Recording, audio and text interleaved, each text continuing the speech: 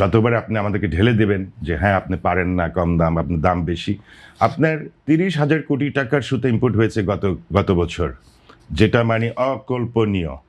তো আপনার এক্সপোর্ট কি বেড়েছে? বাড়ে নাই। তাহলে এটা কি বুঝাইলো?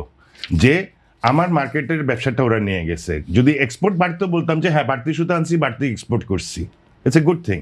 কিন্তু ওটা তো হয়নি। সব মশার বিরুদ্ধে সুরক্ষা দিতে এলো বসুন্ধরা এক্সট্রিম অ্যারোসল। মশার বিরুদ্ধে এক্সট্রিম সুরক্ষা। হয়েছে কি, এক্সপোর্ট কমছে কিন্তু আমার সুতা বিক্রি না হয়ে ইন্ডিয়ার সুতা বিক্রি কেন হয়েছে। আমাদের দেশের সুতা বিক্রি না হয়, কেন ইন্ডিয়ার সুতা বিক্রি হবে?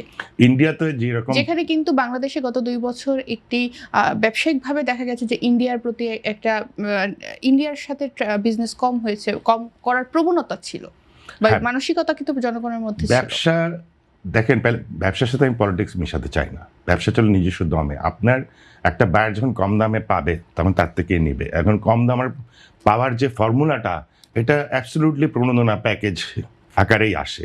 তো এখন আমার সরকারকে বিবেচনা আনতে হবে, আমি যদি আমার এই সেক্টরকে সাপোর্ট দিই, আমার লাভ হচ্ছে না ক্ষতি হচ্ছে। আমি মনে করি ক্ষতির চেয়ে বেশি লাভ হবে। তো সেই জিনিসটাই আমরা এখন গভর্নমেন্টের সাথে কমিউনিকেট করছি, এবং জনাব তারেক রহমান সাহেব এটা যথেষ্ট গুরুত্বের সাথে দেখছেন।